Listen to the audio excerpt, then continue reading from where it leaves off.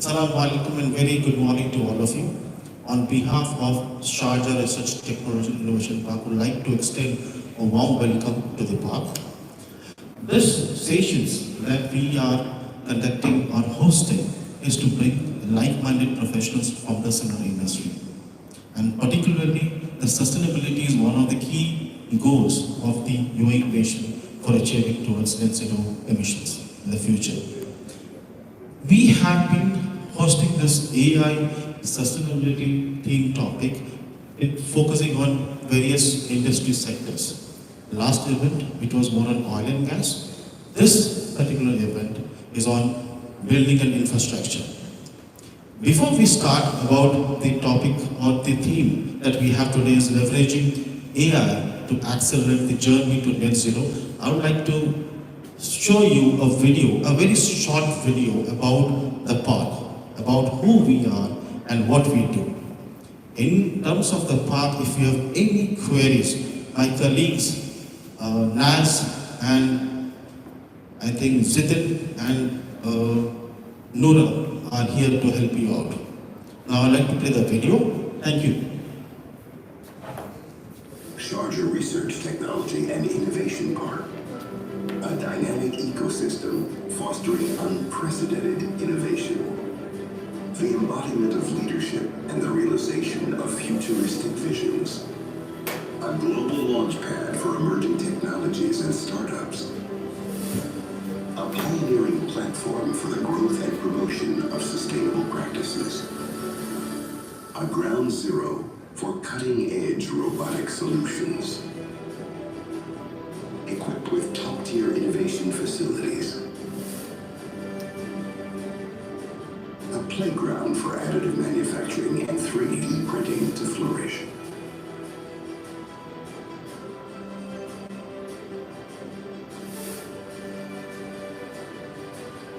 A cradle for nurturing and empowering human capital.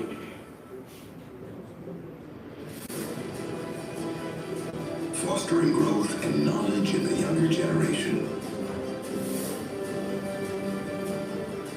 A nurturing space for startups and entrepreneurs.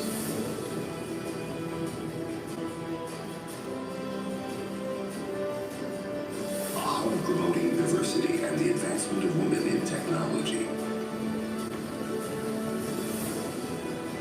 A nexus for productive networking and impactful business deals.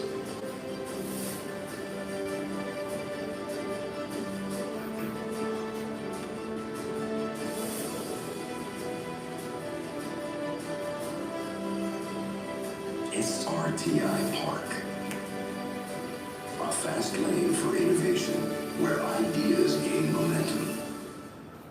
Your partner in progress. Thank you.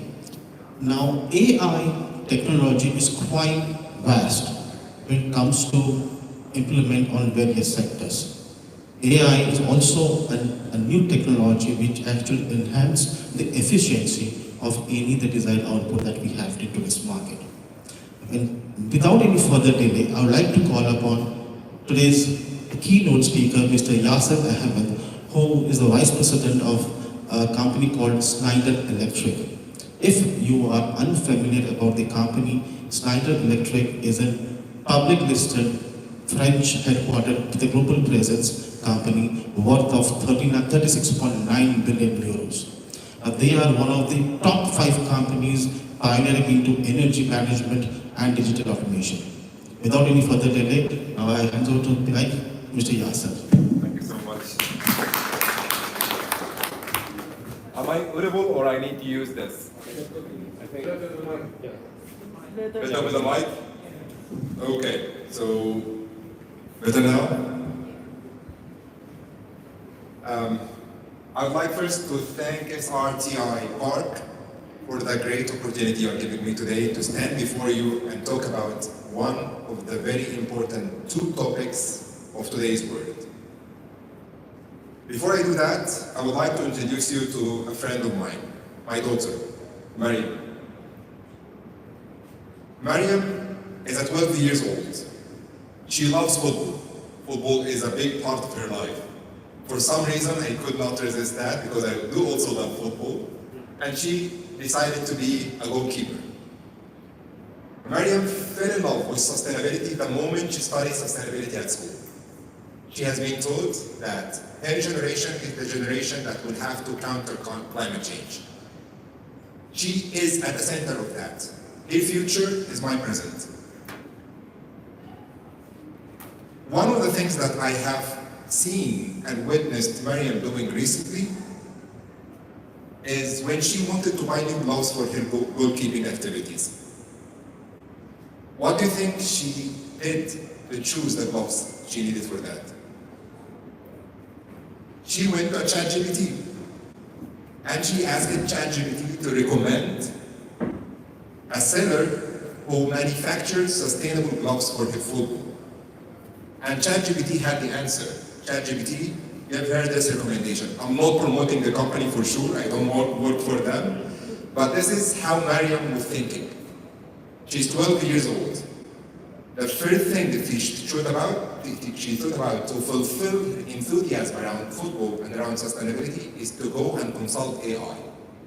So AI was helping her to pursue the things that she believes in and the things that she loves. 10 years down the road, Mariam will be working. I don't know if I will be with her or not, but she will definitely be committed to sustainability and probably also football. And AI will be there to help her, probably in a very different form than the one we are familiar with today. My name is Yasser Ahmed. As you heard in the introduction, I'm the Vice President of Buildings. That's a very significant business in Schneider. That's more than 25% of what we do. And in fact, this is where we spend 99% of our times. So it's a very important part for a company that believes in sustainability and believes in efficiency. Today we will talk about two big trends, two big buzzwords you hear everywhere and every day: AI and sustainability. I'll try to simplify the concept, try to decompose it to the bones, and then we combine it together to understand what is AI, what is sustainability and net zero, and how things could be related to each other. What's the bridge between them? In a very simplistic way. And please help me with the questions. I have shared the QR code. You can post your question in the QR code, or at the end, you will also be given the chance to ask the question you want. So, for sure, without any doubt, last year, with the storm of ChatGPT, right? But I just want to share with you some interesting numbers to see how fast this journey around AI is ahead of us. Netflix, the beautiful streaming services that most of us use, they needed 3.5 years to bring the first million user to their platform. Facebook, they needed 1 year. With all the capacity they have, they needed 1 year to bring the first 1 million users. What do you think ChatGPT needed to bring this first 1 million users? Can anyone throw a guess? 1 month. 1 week. Okay. I have a surprise for you. They needed 5 days to bring the first 1 million users. Do you know how many users now are using ChatGPT? It's more than 180 million users. We're talking about more or less 18 months. This is how fast this technology is growing and changing as well. Speaking about change, let me show you something interesting here. What do you think about this beautiful lady you see here on the screen? It's amazing, right? So good scenery, and I really admire the artist who was behind the scene. But I have a surprise for you. This video you see here on the screen was created by this text. That's an AI video There was no artist behind that, no human artist behind that, at least in the creation part, and it was only prompt. So someone sat in front of a computer and asked the computer in a text to create a stylish woman walking in Tokyo streets with some descriptive elements here, and this was the result.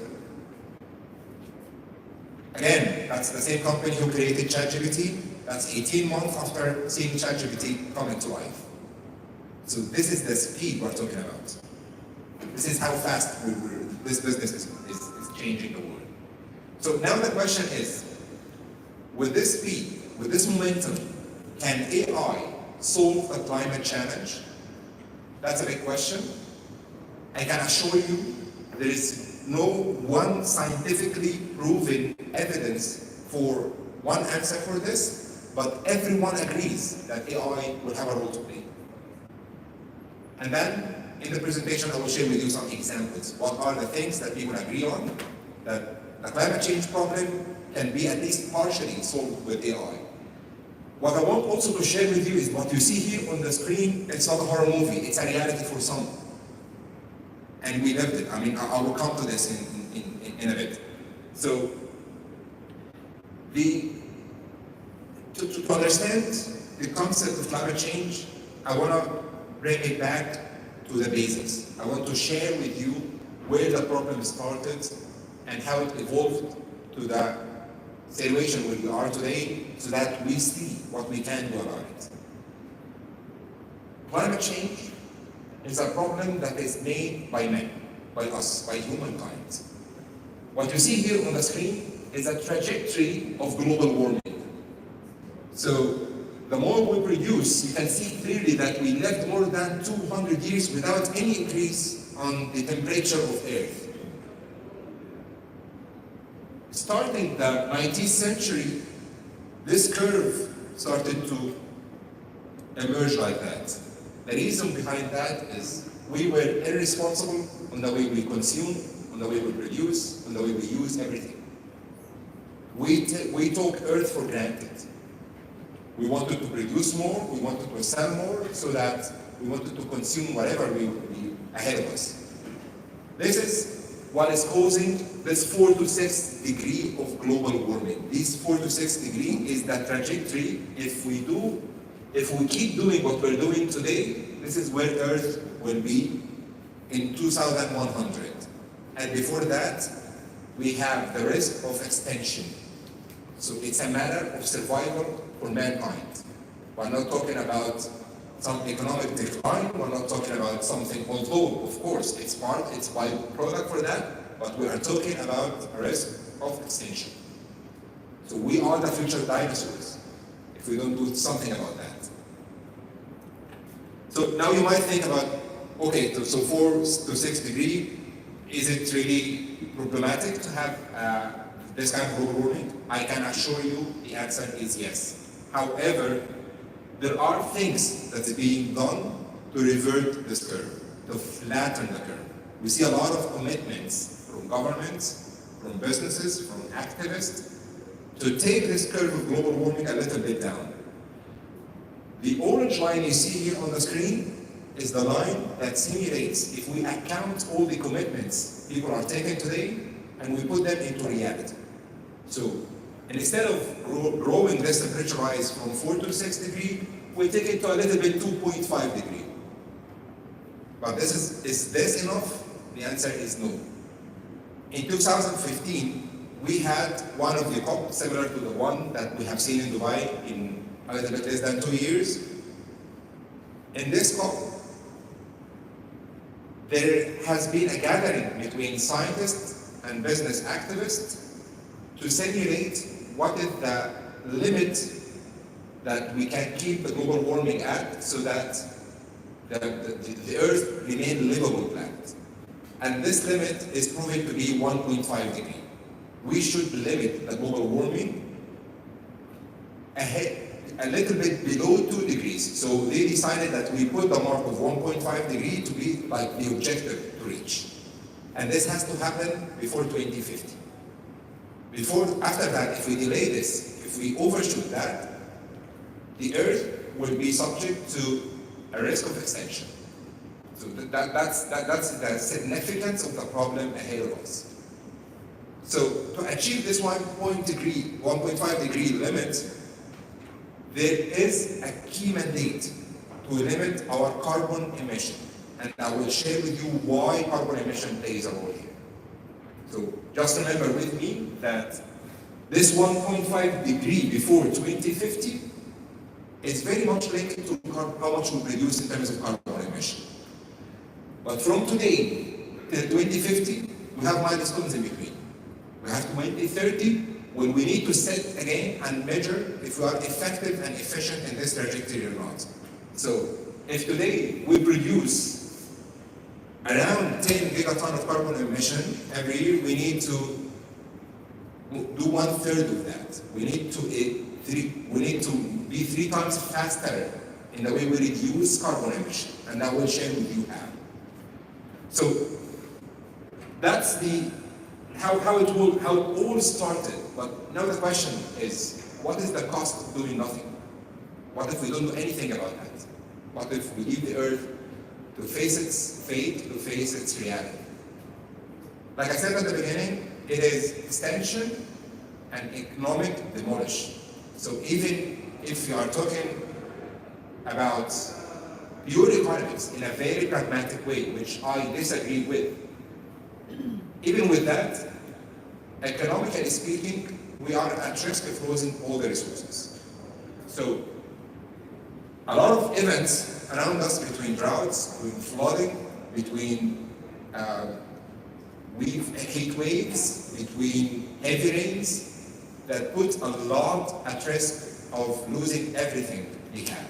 And you might think, probably it's not for us. Probably we are far from being affected in our region.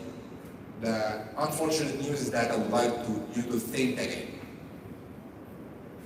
The images that you see on the screen here is from Dubai. Still, till today, researchers are working to confirm or deny the linkages between climate change and the storm that we had in Dubai 2 weeks from now, 2 weeks before. But 90% or more of this confirming that it's pretty much linked to climate change.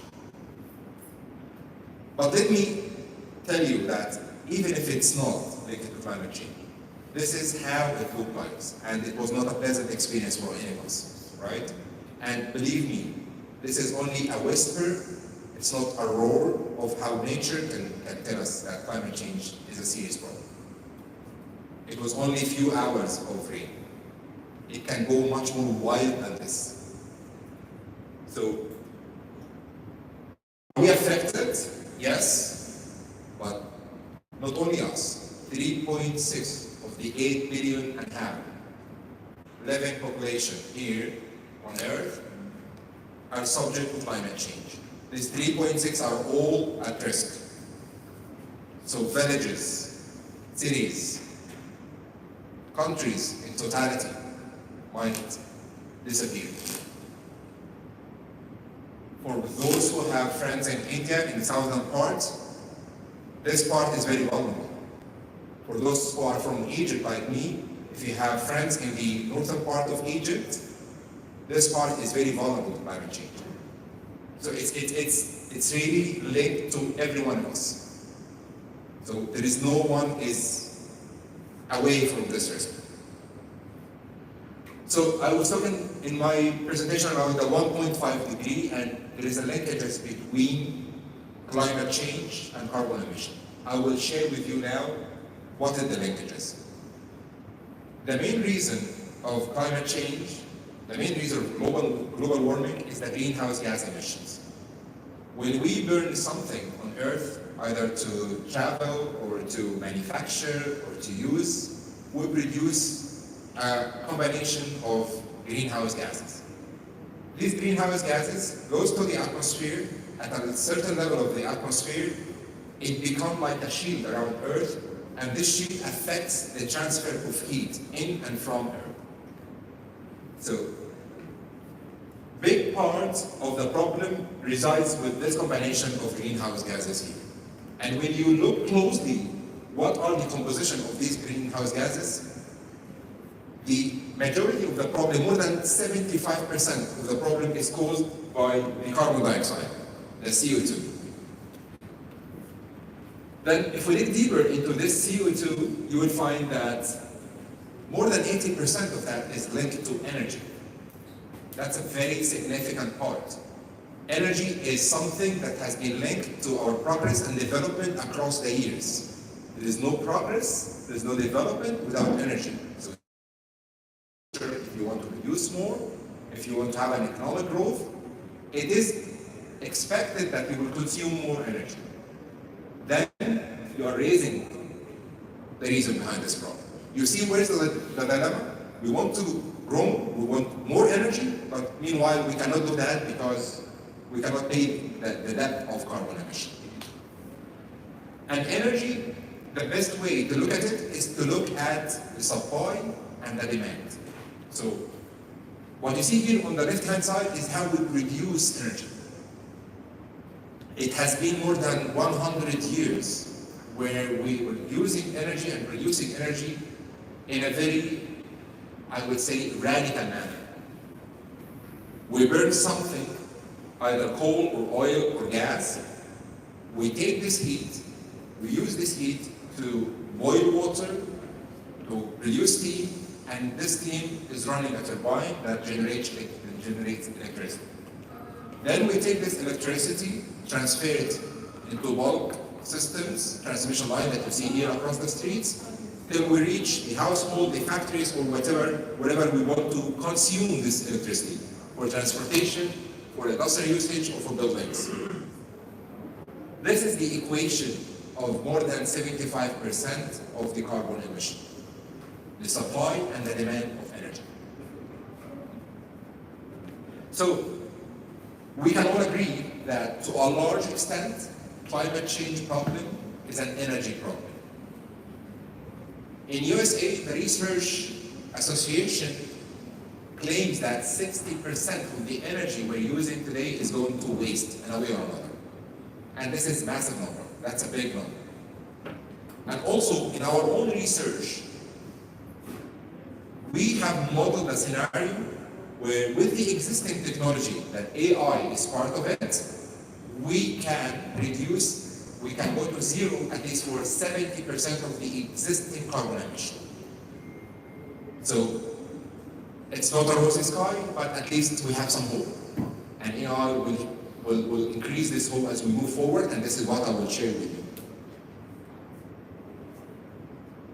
For so many years, when we talk about sustainability with someone, he thinks, okay, so you want to make this building sustainable, let's install some solar rooftop, right? So that's the first thing that comes in mind, which is good. I mean, this is very helpful because when you put solar, when you put renewables, you reduce your dependency on the energy that you procure from utility that is in fact coming from burning something at the beginning, right? So it's a clean way of replacement of the traditional energy. However, this only represents less than 50% of the equation. This only represents the supply part. But more than 50% is in fact on the other side of it, the demand part. Demand part is in fact very interesting because it's in our hand. In energy ecosystem, we say always that supply will follow the demand. So if we demand less, we need to produce less. So that's how energy system works. And demand is in our own hands. It's in our buildings, it's in our factories, it's in the way you consume energy as a person. So a big part of the problem could be solved if we transfer our usage of energy to a more electric-based system. Let me give you an example. We all love it, electric vehicles. So when you replace your vehicle with electric vehicle, and when we do this at scale, we significantly reduce the dependency on something we burn in somewhere else. Another example, not in our region, but in other regions, when they use gas for heating, especially in Europe and USA. That's a very common method of heating the facilities. And there are a lot of countries now are moving towards electrified way of heating. UK is one of the examples there. There's a lot of pressure there for sustainability purposes, because there are some equipment that can replace these gas heaters with heat pumps that is run by electricity, very similar to the heaters we have in our homes. And this is much more sustainable given that you are bringing the electricity from cleaner source. There is also a big economic benefit out of that because Europe have been suffering in an inflection point of energy prices. So electricity is something that we can produce locally with cleaner sources, with cheaper sources, much more economically viable than the one that coming from gas that we use to export. So electrification is part of it. The other part of the demand side of energy is reduction. That's probably the most obvious part. That's something that we can decide about it today. So when you go home, check the set point you put in your thermostat. That's a dial in your hand to help the economy and help also the sustainability practice. So how we consume less. Reduction is something very linked to automation and to digital. And we're going to talk about that, and this is the entry element where AI can tap into very quickly and help us. You will see this if you stay with me. So for those who are not from energy backgrounds, you are my target audience why I put this slide. Electricity and energy in general has been a commodity for the past almost 200 years. This was the old system of energy. Supply is connected to the demand in a very linear manner. So we have remote power plants. In these power plants, we burn something, we transport it, we use it. So this is how the system was developed. In the past 50 years, with the rise of semiconductors, there has been also a rise of renewables. So we started to see big change in the energy mix. More renewables are coming to complement that traditional energy ecosystem that's still existing till today. So it came on top of it. It did not replace to a large extent. Then we started to think, since now the supply is no longer in the remote area with a big power plant that transfers. In fact, we started to produce energy locally near the facilities, near the consumption. Why we don't think about bi-directional flow of energy? So probably blockchain will help us here, because imagine if this building and the building adjacent to it, both of them are equipped with solar. But this is a research institute, and the other probably is a household, is residential building. Research institute, you will likely consume energy in the morning, where the offices are busy, while homes are empty in the morning, and they need energy at night, where people are coming back, right? So if we think in a bi-directional way, it means that if this solar system in the residential part can be stored somewhere and can be feeding the neighborhood that does not need the same amount of energy at the same time, then it makes much more economical sense, right? So rather than linear system, we started to talk about bi-directional flow and flexible grid. Is this clear for you guys so far? Yeah. So now, like I said, electrification also is playing a part. I mean, a lot of renewables is in the supply side, but also there's an inflection happening, especially these days in electric vehicles. So if you see the numbers and the trajectory, the forecast beyond electrical transportation in general, either vehicles or buses or many other transportation forms, it's going to complement and be a big part of the future energy system. And this is massive. I mean, vehicle alone, if we electrify vehicles, of course, we will have a lot of gains from the sustainability standpoint, but also a lot of complexity, because the grids that will supply this were not designed for this purpose. It's probably 50 or more years ago that when we designed this grid, and at that time, we did not forecast for this. It was not anticipated. So the reason to solve this complexity, the increasing complexity in the energy system, is to use digital technology. So digitization will be at the center of this, to simplify the transaction between the peers on the system, to improve the efficiency, to reduce the consumption, and also to help grow the economy moving forward. Because when you consume less, you have leftovers that you can invest in the coming periods. So that's the role of digital technology at the center of it. And I want you to imagine this interconnected new world of energy, we call it new energy landscape, where all the assets are tied to a very digitized grid, where all the systems are working together. So from smart homes, smart buildings, smart infrastructure, smart electric vehicles, microgrids and wind and solar in a very interconnected system.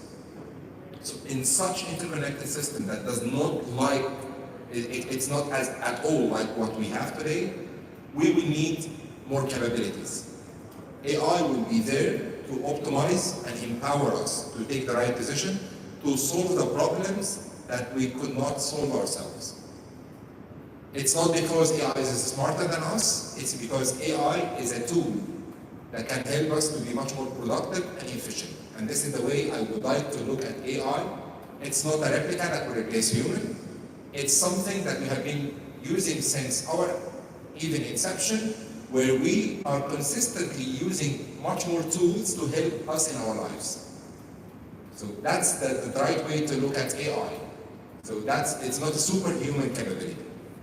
It's a digital species created by us to help us to be much more productive and much more efficient. So to summarize this part before we move into a bit technical stuff, the equation for future, as I have shared with you, is to be more digital and more electric, because we need our future to be sustainable. So digital is the enabler for efficiency. We'll use less, we will consume less with automation, with software, with AI. And we will electrify as much as we can, because electricity is the cleanest source of energy. If we decarbonize electricity, we'll become much more greener and sustainable in the future. So that's the simplest way to look at the future. Well, that's a transition to another important aspect. So we understand that the complexity of the future energy system can be resolved by AI. We also understand that a big part of the climate change problem is linked to energy, and specifically carbon emission. That's what we have discussed so far. The equation is how this fantastic AI technology that we have been hearing about is there to help us in this extinction problem we have ahead of us. To answer this question, I decided to share with you one of the many definitions you can hear about AI, because you can see plenty of definitions. This is one of the simplest one, but easy understood by so many generalists that are not coming from this domain. In fact, when we talk about AI, we're talking about a science domain. This science is dedicated to create machines that can do three fundamental things: understand, reason, and interact in a way that is mimicking the human behavior in this. So look, we're creating machines. These machines should understand, learn, and interact. And I will give you some examples. So, for so many years, there has been a blurry line between machine learning and AI. When you ask someone what is AI, he can give you a definition of machine learning. Then another term emerged, which is deep learning. Then a new term emerged last year. All we all heard about was the Gen AI, generative AI. So please remember, AI is about understand, reason, and interact. That's the big umbrella that I would like you to keep in mind all the time. The best way to explain this is with example. So let's say when you wake up in the morning, the first thing you do, you take your mobile and you look at your mobile so that it unlocks, right? What's happening here is that your mobile is equipped with a deep learning technology. Deep learning technology. To recognize your face and based on that, unlock the mobile. So deep learning technology is the one that you see here. This deep learning technology uses an underlying technology called neural network, artificial neural network. Think about this is something like what happens in our human brain. So different nodes connected together in a network. This network is composed of many layers, and the way this system works is that we teach it, we let the model learn the same way we teach our kids. So we give the model millions of pictures of human face. Then when you start your mobile for the first time, it asks you to scan your face. So what happened there is that it compares what it learned about how the human face looks like with your explicit features in your face. No one wrote a code for that. It does this by itself because the model was trained. Then every time you look at your mobile, the image that is captured by the camera will go to this algorithm, and this algorithm will compare, is it you or not?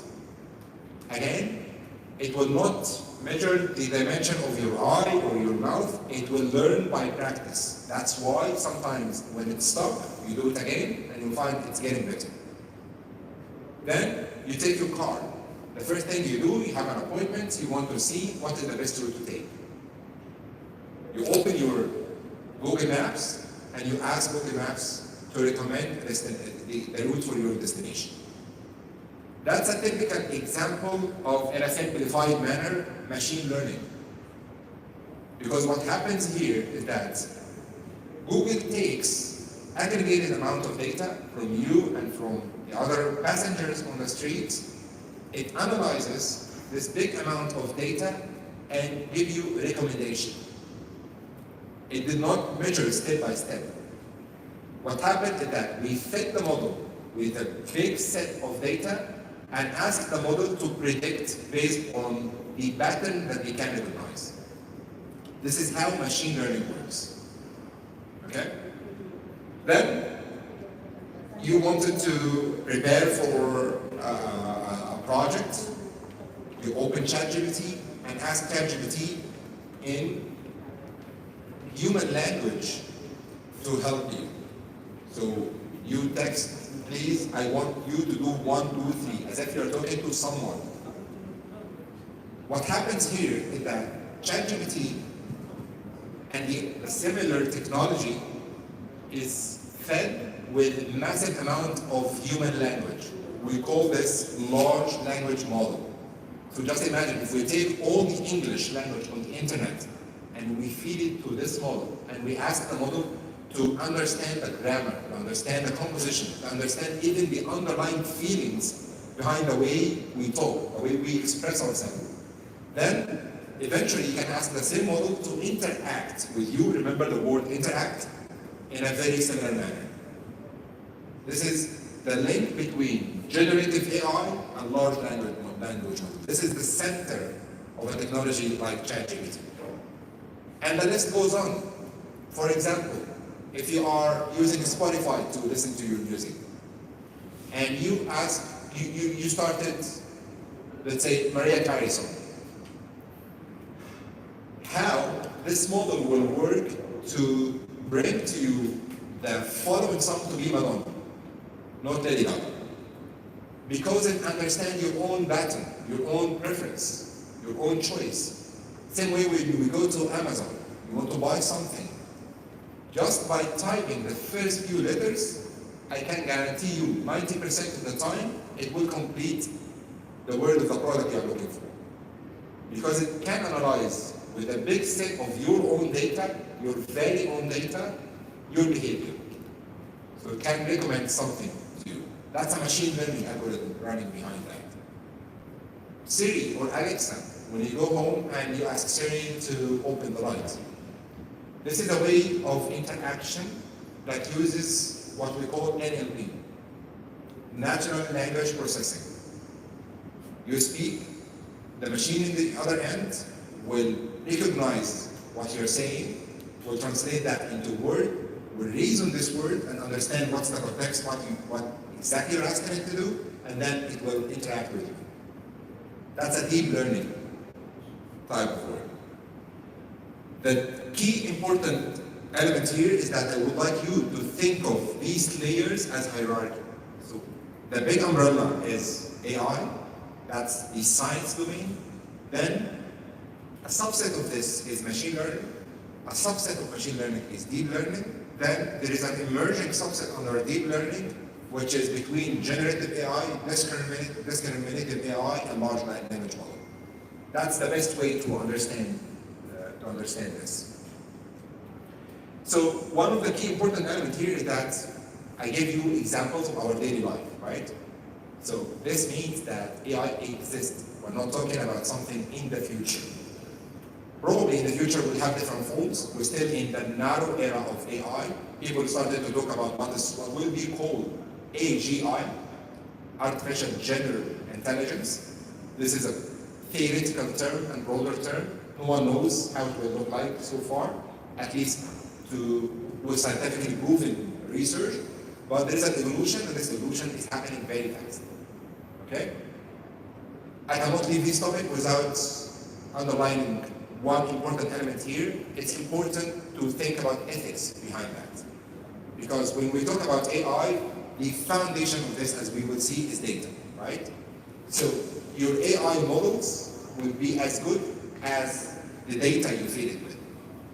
To give you an example, if we use AI in HR and ask HR system based on AI to help us identify what is the right pay scale for an employee you are hiring. In corporates, we have ethical guidelines that we should have an equity pay between female and male, right? So that's, I mean, in my company, it's there and it's very important. It's related to our license operator as a company. However, in reality, still, there is a big gap between equity between male and female. That's what we see, right?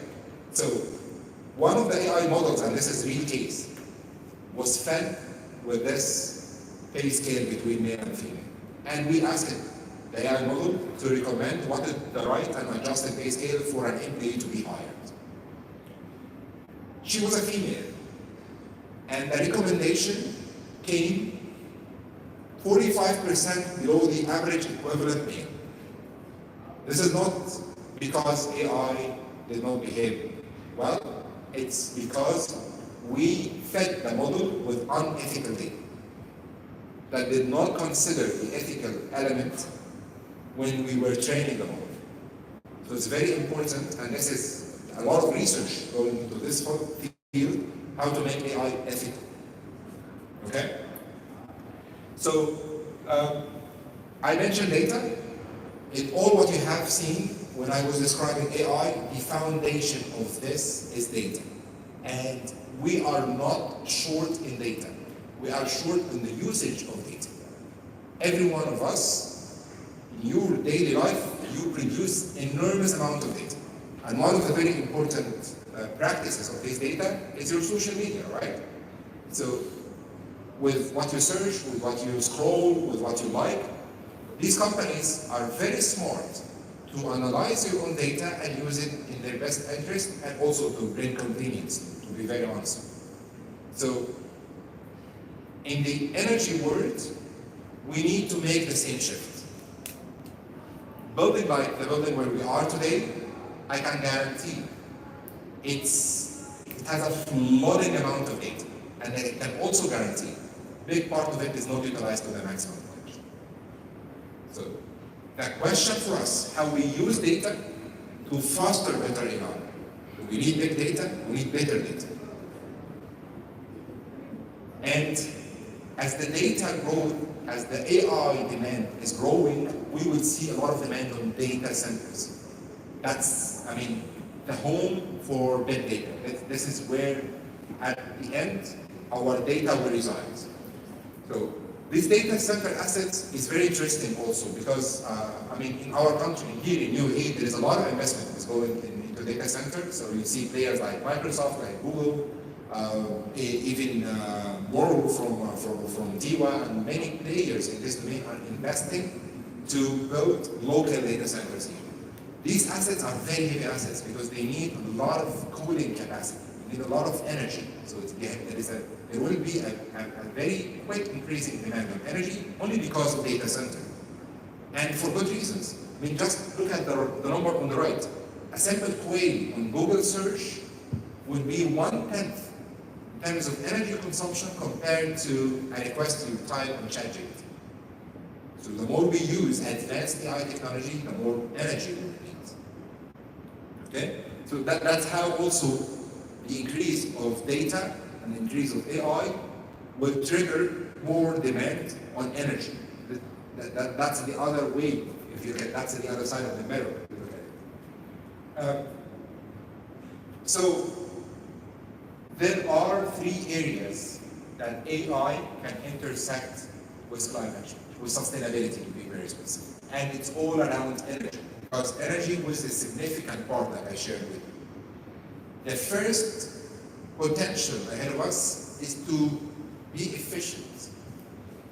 So AI is a digital companion that works with us to consume less, and I will give you examples. This will ultimately help us to become much more efficient and reduce our carbon emission. AI also will help us to integrate with other energy sources. Like I mentioned, the increase of renewables, the increase of electric vehicles will add complexity to the grid.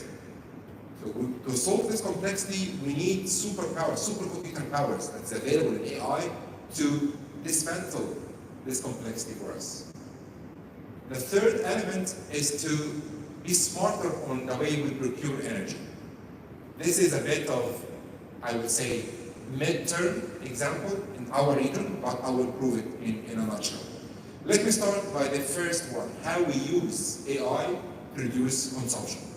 And this is an example I'm bringing to you, something we have implemented in Sweden. More than 75 schools in one compound. And I can tell you, our region is no different in this. In fact, the same technology, we are in discussion to deploy it here in Abu Dhabi. I cannot disclose the name, but we are in a very advanced step to bring AI to help in reducing energy consumption inside buildings. For those who are not technical, I will explain in a very simplistic manner. But a building like that will be operated by what we call building management system. It's a computer-based system set somewhere in the back door of the building. This system is there to control the air ventilation and cooling asset of the building, to control the lighting, to control the access control. The idea is that this building will be triggered by the set points you put. You enter into a room like this, you adjust the thermostat will give you a control mechanism to maintain the temperature at a certain degree, based on the set point you put. This does not take into consideration any other aspect. It does not take into consideration what is the weather outside, how many people inside this area, do we really need this temperature or not? Is there any requirement for fresh air to be pushed inside the spaces or not? So many other parameters are disregarded. By the way, today, many buildings consider themselves very sustainable and very efficient only by implementing building management system. But yeah, that's good. That's foundation of data, like I said. But there is also a lot more to be done if we deploy AI in between. So in this particular example I'm giving you, we took the data from building management system, we added to this data external data sources like weather forecast, like social data, how many people inside the facilities, like energy tariffs, for example. In this country, there is a dynamic energy tariff, and based on the fusion of this data, we give it to the AI engine here to build the digital twin of this building and understand the pattern, understand the behavior of people inside the building. And based on that, change dynamically the set points. So you can think of it as we have created a replica of the facility management team that are available in all the spaces and dynamically put the right set points everywhere. So every 15 minutes, the building is checking itself against what should be optimum level of operation and dynamically changing these set points. No human intervention beyond the model training that happened before. So what was the result in this? Massive gains. 4% reduction in heating capacity. And in Sweden, this is a lot of money. That's a lot of money. 15% saving in HVAC. In our region, I can guarantee the estimates we have for this reduction is 25% in our region. More than 23% in occupant complaints, because when you do this without affecting the comfort of people inside buildings, they will also appreciate that. So this is from a very economical standpoint, but also from a very sustainable related standpoint. Another example, you remember when I was talking about the integration between different energy sources, AI can help solving this complexity. There is an emerging technology called microgrid. In a very simple term, what is microgrid? If we understand the big grid, when you connect your home to the electricity company, then I can explain a microgrid to be a micro version of that. You will have your own grid. You will produce some electricity of your need using solar. You might also have some battery energy storage system to store the excess energy in the times that you don't need that. And you connect other aspects like the charger of electric vehicles, for example. So you need this microgrid to be flexible, to understand what is the availability of batteries, for example. So what is the demand of energy for tomorrow, if tomorrow is the weekend versus the normal day? If there is also an implication on the weather, if tomorrow is a rainy day, we don't have a lot of sun, we don't expect that we are going to produce energy, right? So this kind of unknowns and variables cannot be solved by human intervention. People need some model to be built to forecast and prognosticate for that. And this is one of the technology we have deployed, and very, very successful projects. I'm talking about a city center. I'm not talking about only one building. This is, like a commercial complex in Finland where they used this technology, microgrid advisor, which is in fact the AI-based engine to connect the microgrid with the bigger grid of the country, and they achieved net zero, consuming 60% less energy, having a very, very tangible ROI. Last example, this one is something we have launched very recently with the emergence of ChatGPT. This system is called the Resource Advisor. You can think of it as the sustainability companion in the organization. So for any organization that would like to understand where their carbon emissions are, what is the data they have related to energy, if they want to analyze, for example, their energy invoices, the bills they pay, and they want to take the right position around where to procure and what to procure in terms of energy. So we developed this platform for them, first to analyze their energy and take the right decision, and also open the market for them so that they can trade energy with others. Then, last year, we have equipped the same platform with a ChatGPT technology. That's based on OpenAI, the same technology that powers ChatGPT. So a facility manager or a CFO or a CEO can use his mobile and start talking to a virtual agent to ask this agent around everything related to energy and sustainability in his own facility. From where my bills are, give me the forecast for the next month, how can I improve my scope 1 or 2 or 3 emissions, what is my progress in the sustainability projects I have, etc., etc. Access to the local data using AI technology to support and interact with the users. So that's, what I wanted to share with you. Reminder, the key takeaways, 3 elements. AI can help us to be much more efficient and consume less energy. AI can help us integrate with renewables and produce microgrids. And finally, AI can help us to make smarter decisions around choices we make around our energy. These are the 3 areas. I will leave you with that. Again, my name is Yasser Ahmed. If you want to connect with me, this is my LinkedIn QR code. And then I will go back to the Q&A if you would like to ask any question.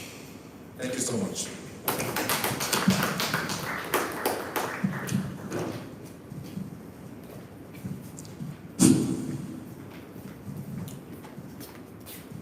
Thank you, Mr. Yasser, for giving us insight about the new technology on those buildings and infrastructure.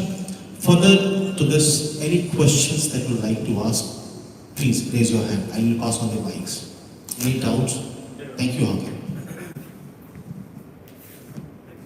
Yeah, great talk, Yasir. Earlier we were talking about blockchain, and you showed that one slide that had like that supply and demand grid. And my question is, are there any existing projects out there who are actually implementing blockchain to enable that peer-to-peer energy supply and demand? Yeah, that's a good question. In fact, the answer is yes, but I would say it did not scale yet. So there are trials. Energy trade is one of the use cases that has been tested against blockchain in a successful manner. And one of the examples that I can give you is what we call prosumers. Prosumers is a term of two words: producer of energy and consumer of energy. So it means that at any given point of time, a facility can be a producer or a consumer of energy. So this makes it an interconnected grid. The different nodes can transact energy with each other without the need of the middleman, which is the utility in this case. So there is, proof in cases. There are some barriers to scale for this because of regulation maybe, but for sure this is coming because it makes sense. Awesome, thanks.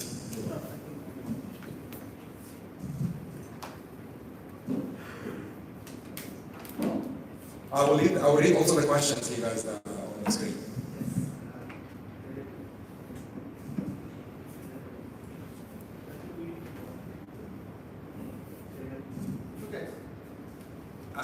I will repeat your question. No, it's fine. I can speak about this. Yeah.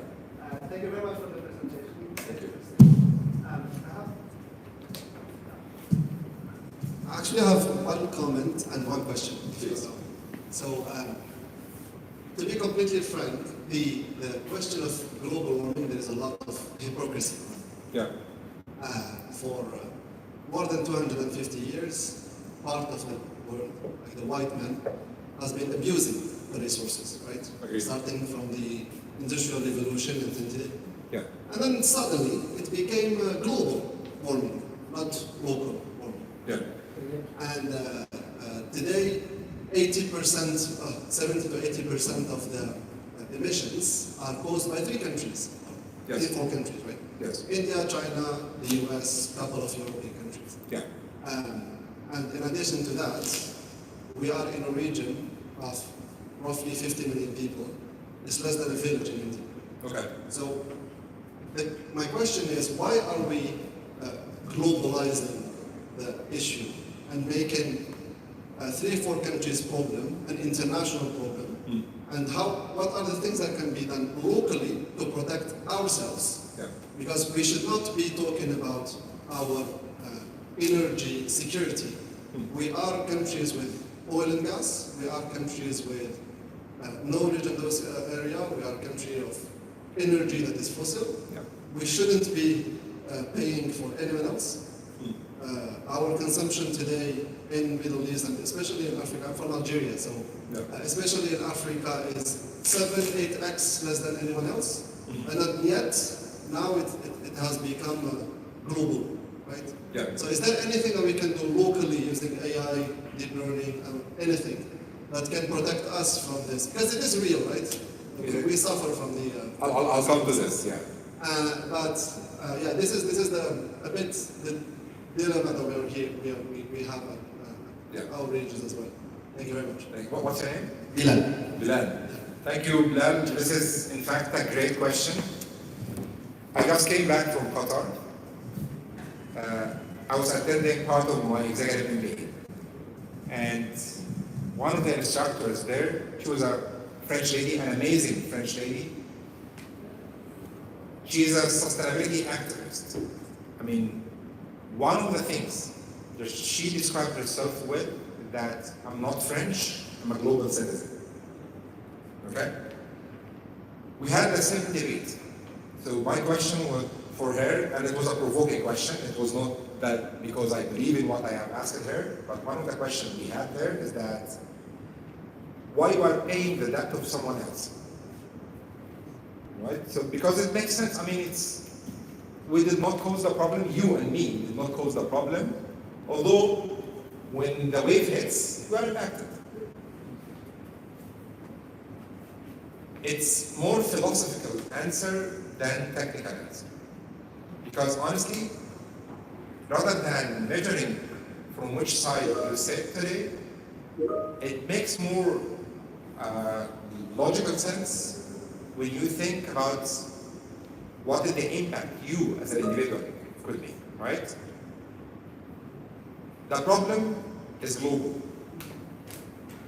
We just did not talk about it as a global problem before. But it is global. I mean, when it hits all. You cannot limit that. So you and I, the only thing we can do is to raise the awareness and share our views. Probably, if we do this in a collective manner, someone will do something, right? You mentioned 3 countries that contain 70%. The biggest country of these countries is China. Just look at what is there in the news in the past 2 weeks about the action against climate change in China. It's impressive. It's like shifting from complete left to right. Not per capita. Sorry? Not per capita. Not? It's not per capita. The biggest per capita is the US. Oh yeah, I mean, I'm talking about the absolute value. I'm talking about the absolute value. But China is a socialist country, right? So if the government there decide that they will do something around climate change, they can immediately mobilize everyone. It's much more difficult in USA, right? So China is in the bus. I can tell you, China is in the bus. You can be surprised around how this will affect the global movement. Because when China is there, that's one of the 2 poles we have in the world now, if you like. When China is there, a lot will join. Many will have. Will love to join that. So, do you want to be left behind, or do you want to at least play your part and feel that you did whatever you could have done? The way to answer this is to think about your children. Right?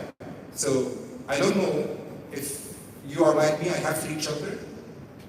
So, I don't want to feel that I had something to do and I just felt that I should social load this and feel that I have nothing to do and remain idle.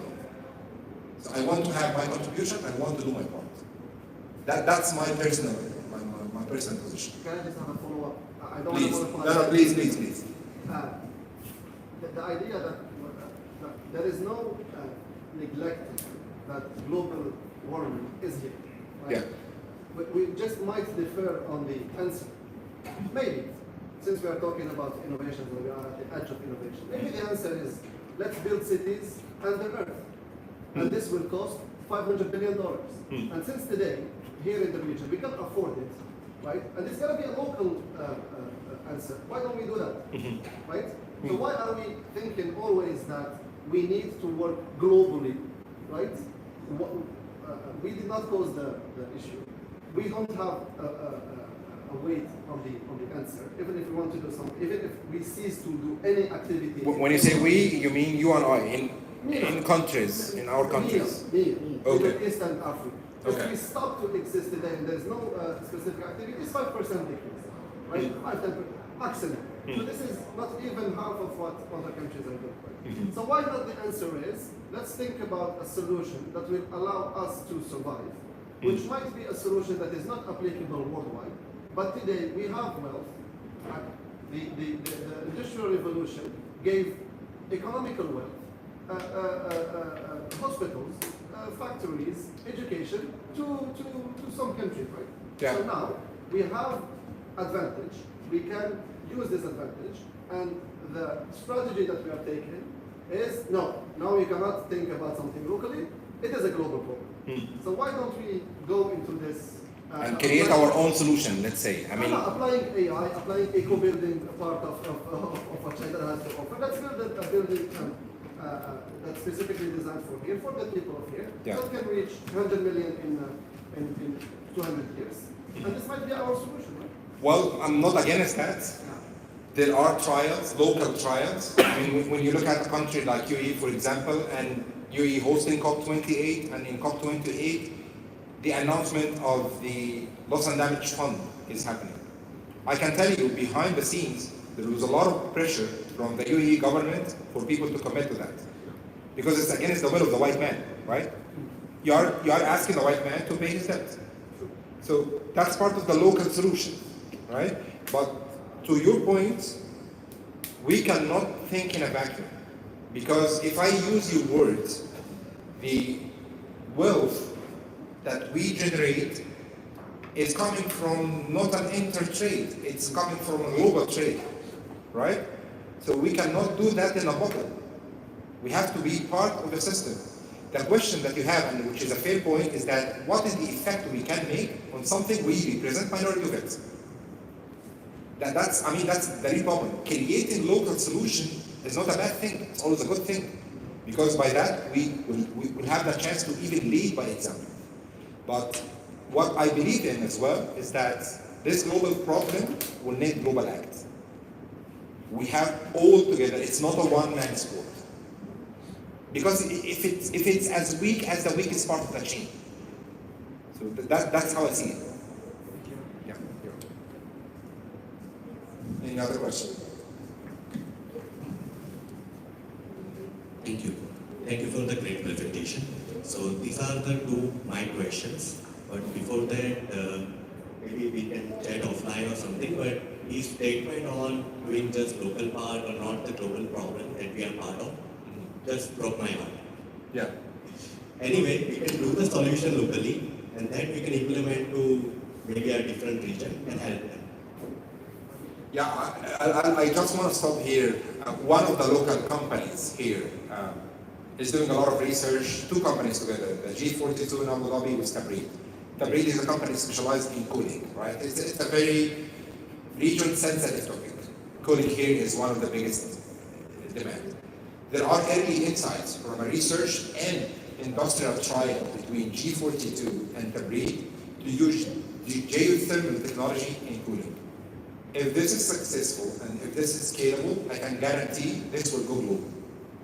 So we will benefit of it before anyone else because that's local, that's our market. But so many countries will ask for the same technology. So similar things are happening in Saudi. I don't want to go to the Saudi context now, but the big hype behind the giga projects in Saudi, the foundation of it is to build hubs for innovation and technology, to do some needle-moving technology in the region and then export it. Okay. Now my question, moving back to the tech part. So I'm from the data and AI background. I was leading the tech for the Kareem. And now I have started my new venture, wanted to build something into sustainability and solve the major issues. Yeah. So if I take one example on GPT-3, Yeah. it took like so much energy and compared to this like 1600 flights. What do you think, like the current system that we have on the clean energy, Yeah. that can help us to generate more models, custom GPTs? That's a great question, and in fact, it's part of our sustainability research institute because we work a lot with data centers.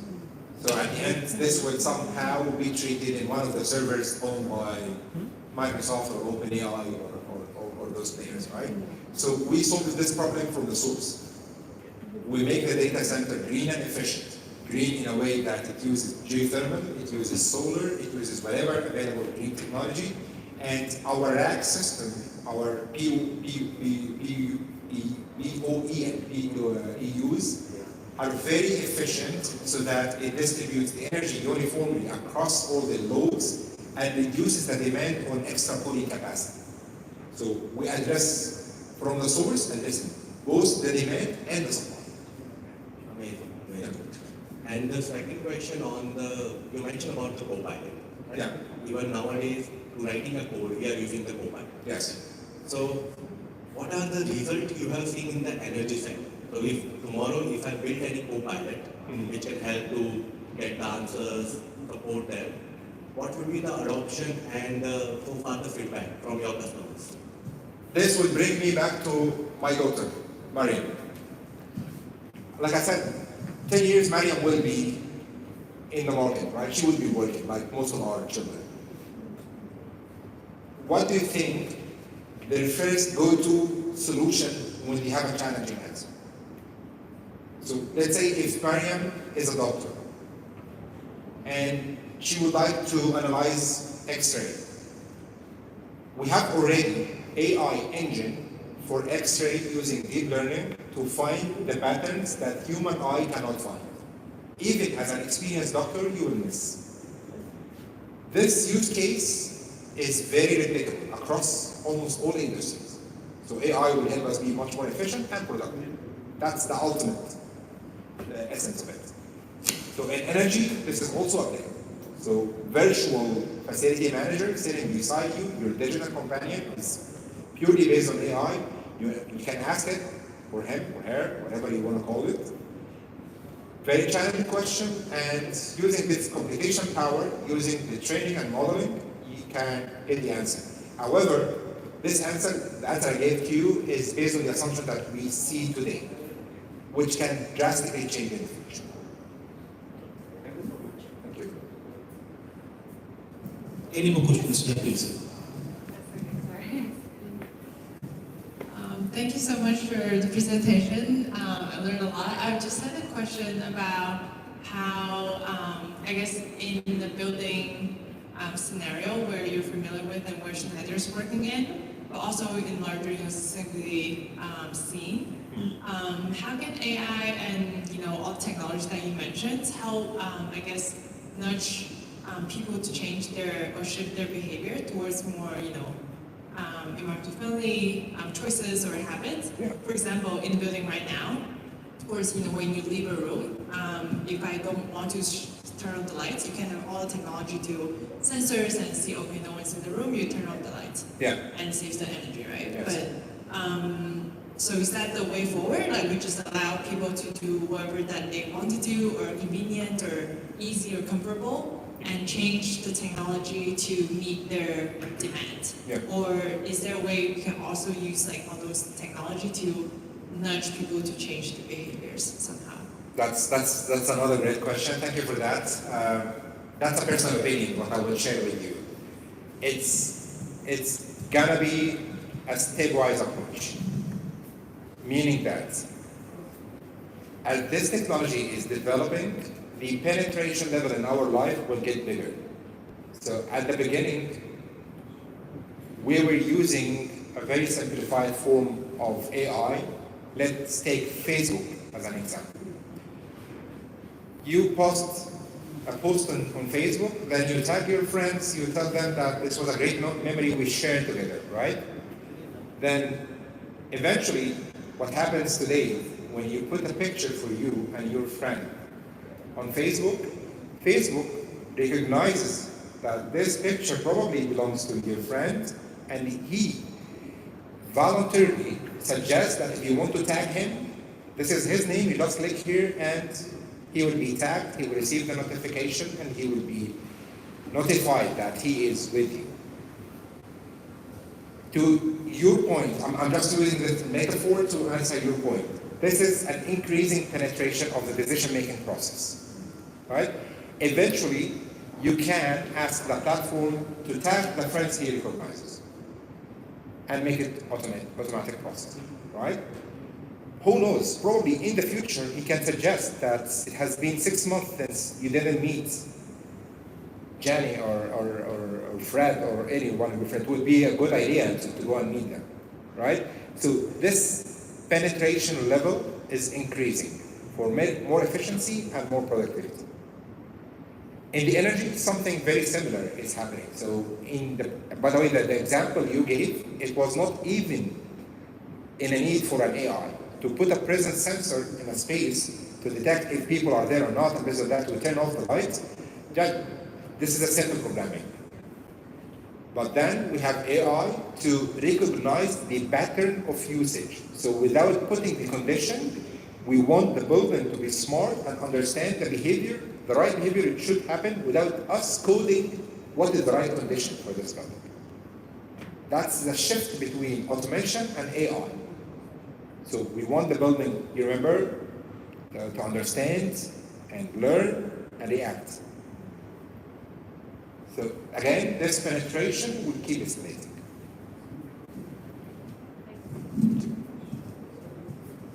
Is it done? Any more questions? I think it's a very interesting session today. We have so many questions coming up from the attendees.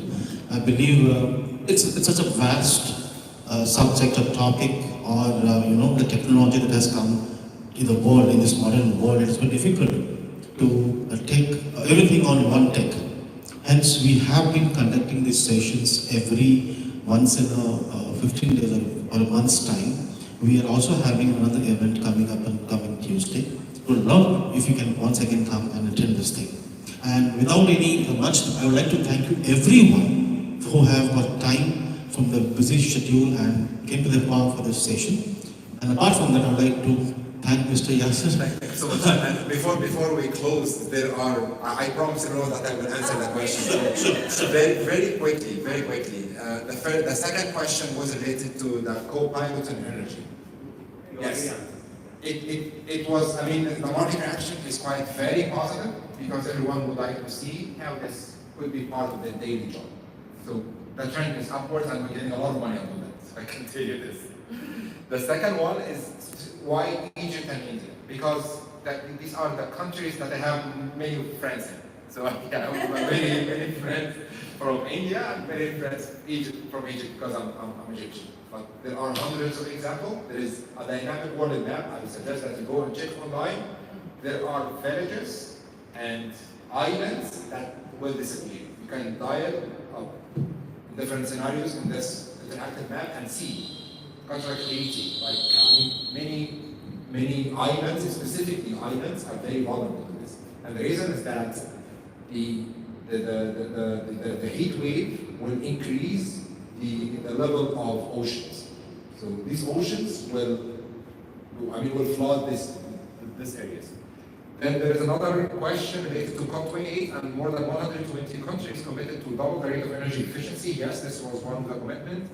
What are the best ways to reduce energy demand across sectors and industries? So again, this is the example I have here. It's mainly around the efficiency and reduction is mainly around automation and using digital technology and electrification. So digitalization and electrification. That's the fuel for reduction. And the enabler here are digital technology and AI and data. Okay? Thank you.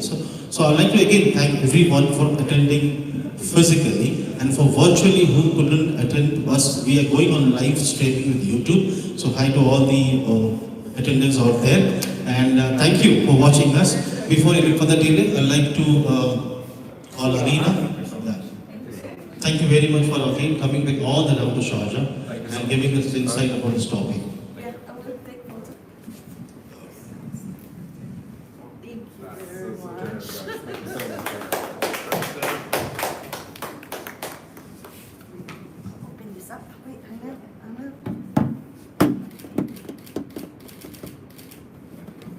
Thank you all.